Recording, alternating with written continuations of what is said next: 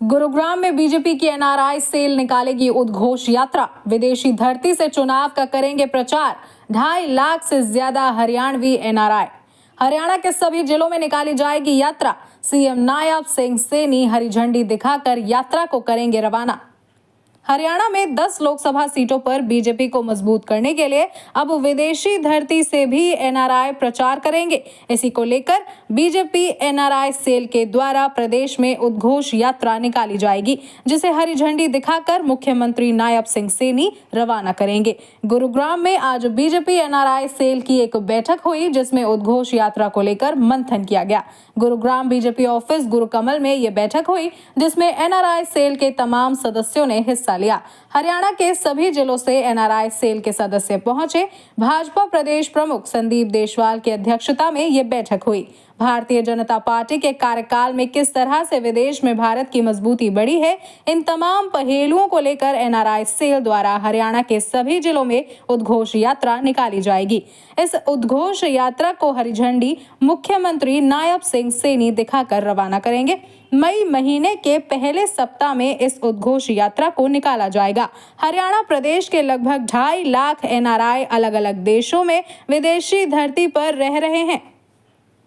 गुरुग्राम जिले से इस यात्रा की शुरुआत की जाएगी, जिसको लेकर तमाम तैयारियां भाजपा द्वारा कर ली गई हैं। इस यात्रा के मार्ग पर भाजपा कार्यकाल में हुए तमाम विकास कार्यों की जानकारी दी जाएगी। इसके अलावा विदेश में भी जो बीजेपी ने मजबूत नीति के तहत कार्य किया है, उसको लेकर भी लोगों को जागरूक किया जाएगा।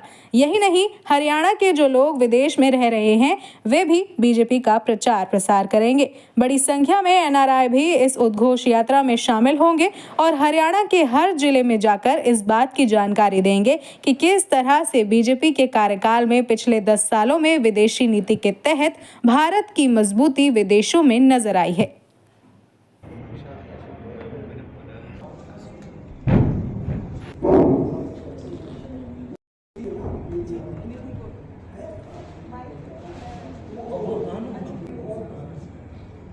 हमारा आगामी जो कार्यक्रम है इलेक्शंस के अंदर कि कैसे एनआरआई सेल अपनी मेहनत से और सारी टीम मेंबर अपने साथ मिलके हम कैसे प्रदेश में 10 की 10 लोकसभा सीटों के अंदर अपनी भागीदारी दर्ज कराएंगे, उसी बात के लिए हमारी प्रेस कॉन्फ्रेंस है। उद्घोष यात्रा किस तरह की यात्रा रहने वाली है, कहाँ ये यात्रा जाएगी, क्या इसका प्रारूप है?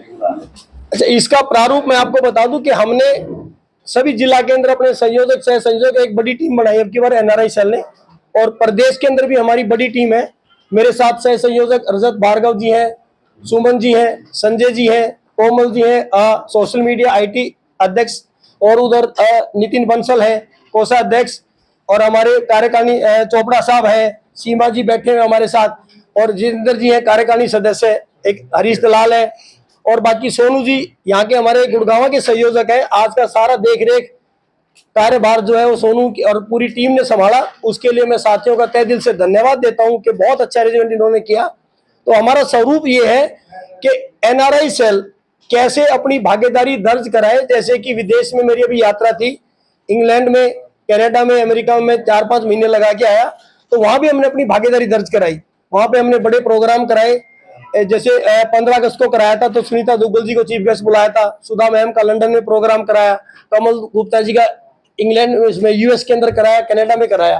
तो हमारी जिम्मेदारी क्या है कि जितने एनआरआई साथी विदेश में हरियाणा से गए हैं उनकी देखरेख करना, और धरातल पे जो पार्टी हमें जिम्मेदारी देती है उसको संगठित होके सारे प्यार प्रेम के साथ मेहनत करके कैसे एनआरआई सेल अपनी पार्टी की ताकत बन सकता है, उसी के तहत हमने अब की बार एक प्लान किया कि क्यों ना हम कुछ बड़ा करें।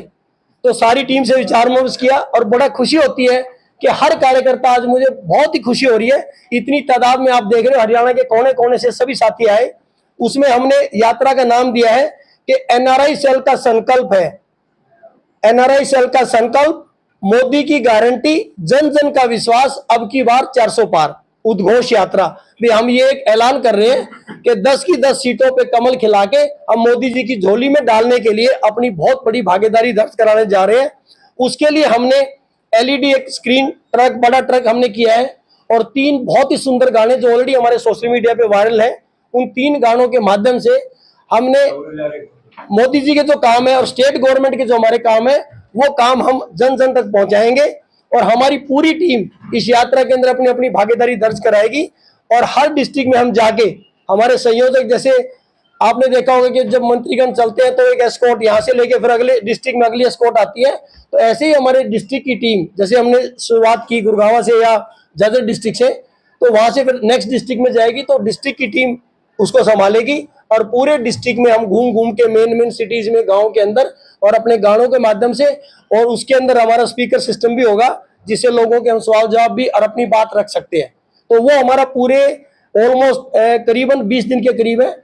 सीएम साहब से हमने टाइम लिया हुआ है, तो सीएम साहब इसको फ्लैग ऑफ करेंगे, तो वो अभी टाइम हो सकता है अभी 30 का भी, अब आज ही मेरे पास अभी मैसेज आया था कि शायद 5 को भी हो सकता है।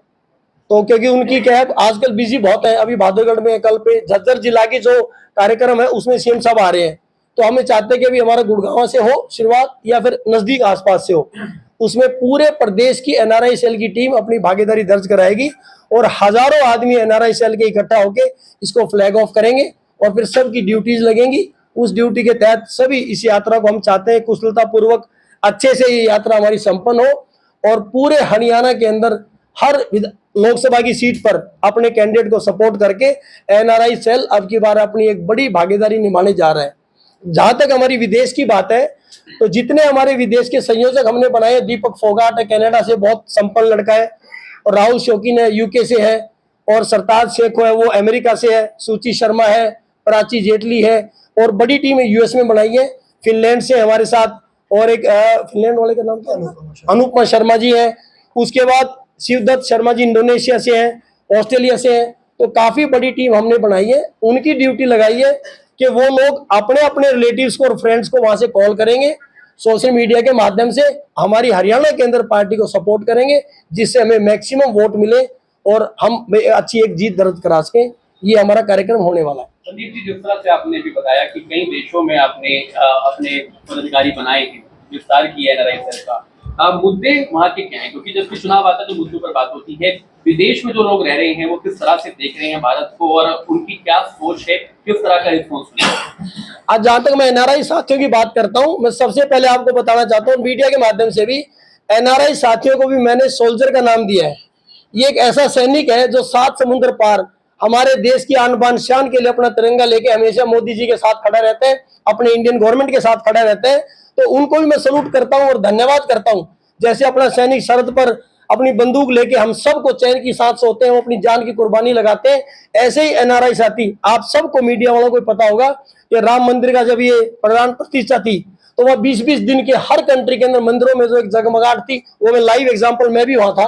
और उसके बाद जो भी इंडिया में प्रोग्राम होते हैं वो लोग वहां बड़ी धूमधाम से मनाते हैं। इसका श्रेय ऐसा नहीं है कि पॉलिटिकल भी मैं बीजेपी से बिलोंग करता हूं तो मैं सपोर्ट कर रहा हूं। मेरा अपना एक्सपीरियंस है, मैंने 13-14 साल यूएस में बिताए।